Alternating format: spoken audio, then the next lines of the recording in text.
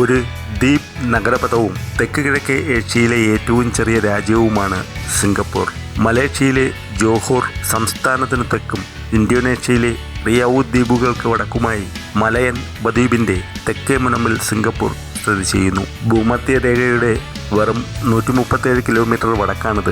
2-ാം നൂറ്റാണ്ടു മുതൽ തദ്ദേശീയ രാജവംശങ്ങളുടെ അധീനതയിലായിരുന്ന സിംഗപ്പൂർ ബ്രിട്ടീഷ് അധിനിവേശത്തിന് മുമ്പ് ഒരു മലയൻ മുക്കുവ ഗ്രാമമായിരുന്നു. 1919 sir Stamford Raffles British east India കമ്പനിക്ക് വേണ്ടി ജോഹോർ രാജവംശത്തിൻ്റെ അനുമതിയോടുകൂടി രൂപകൽപ്പന ചെയ്തതാണ് ആധുനിക സിംഗപ്പൂർ.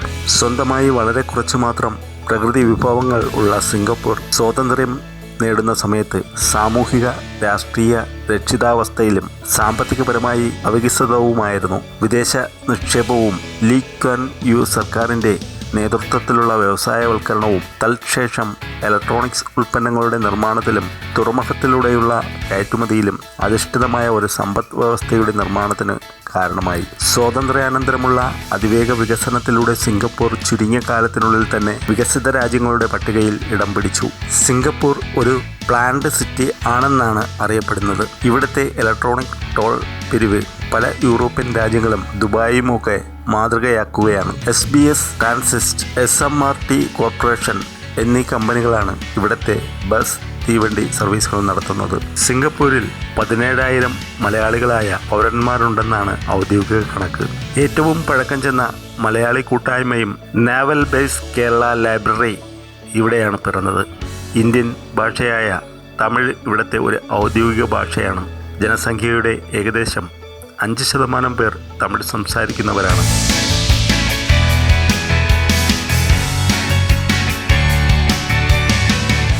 ഭൂമധ്യരേഖ മഴക്കാടുകളിലെ കാലാവസ്ഥ തന്നെയാണ് സിംഗപ്പൂരിലും അനുഭവപ്പെടുന്നത്. ഇവിടെ കാര്യമായ ഋതു വ്യത്യാസങ്ങളൊന്നും തന്നെ അനുഭവപ്പെടാറില്ല. സമാനമായ അന്തരീക്ഷോഷ്മാവും മർദ്ദവും ഉയർന്ന ആർദ്രത, സമൃദ്ധമായ വർഷപാതം എന്നിവ സിംഗപ്പൂരിൽ അനുഭവപ്പെടുന്നു. സാധാരണയായി അനുഭവപ്പെടുന്ന അന്തരീക്ഷോഷ്മാവ് 22 മുതൽ 35 വരെയാണ്.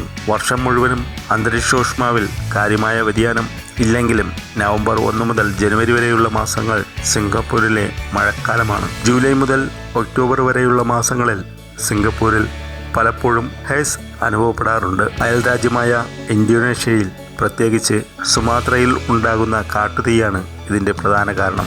ഡേ ലൈറ്റ് സേവിംഗ് സമയക്രമം സിംഗപ്പൂരിൽ പ്രയോഗത്തിലില്ലെങ്കിലും GMT+8 സമയമേഖലയിൽപ്പെടുന്നു. സിംഗപ്പൂരിൻ്റെ ദേശീയ മുഖമുദ്രയായ മർലയൻ സിംഹത്തിൻ്റെ ശിരസും മത്സ്യത്തിൻ്റെ ഉടലുമുള്ള ഒരു സാങ്കല്പിക ജീവിയാണ്. സിംഗപ്പൂർ സിംഗപ്പുര എന്ന മലൈ പേരിനെ ഇംഗ്ലീഷ് വൽക്കരിച്ചതാണ്. സിംഗപ്പുര എന്ന മലൈ പേര് തന്നെ ഉത്ഭവിച്ചിരിക്കുന്നത് ഇന്ത്യൻ ഭാഷയായ സംസ്കൃതത്തിൽ നിന്നാണ്. സിംഹവും നഗരം എന്നർത്ഥമുള്ള പുരവും കൂടി ചേർന്നതാണ് സിംഗപ്പുരം എന്ന സംസ്കൃത വാക്ക് രൂപപ്പെട്ടിരിക്കുന്നത്. സിംഹനഗരം എന്നൊരു വിശേഷണവും ഇതിനാൽ തന്നെ സിംഗപ്പൂരിന് ലഭിച്ചിട്ടുണ്ട്. സിംഗപ്പൂരിൻ്റെ മിക്ക ദേശീയ പ്രതീകങ്ങളിലും സിംഹമുദ്ര കാണാവുന്നതാണ്. എന്നിരുന്നാലും ഈ ദ്വീപിൽ സിംഹങ്ങൾ വസിച്ചിരുന്നു എന്നതിന് സാധ്യത കുറവാണ്. ശ്രീവിജയ സാമ്രാജ്യത്തിലെ രാജകുമാരനായിരുന്ന സംഗ നില ഉത്തമയാണ് ദ്വീപിന് സിംഗപ്പുര എന്ന പേര് നൽകിയത് എന്ന് പറയപ്പെടുന്നു. ഒരുപക്ഷെ അദ്ദേഹം ദ്വീപിൽ മലയൻ കടുവകളെ കണ്ടതുകൊണ്ടാകാം ഇത്തരം ഒരു പേര് നൽകിയതും. ഇത്തരത്തിൽ ദ്വീപിൻ്റെ പേരിൻ്റെ ഉൽപ്പത്തിയെ ചൊല്ലി നിരവധി വാദപ്രതിവാദങ്ങളും നിലനിൽക്കുന്നുണ്ട്.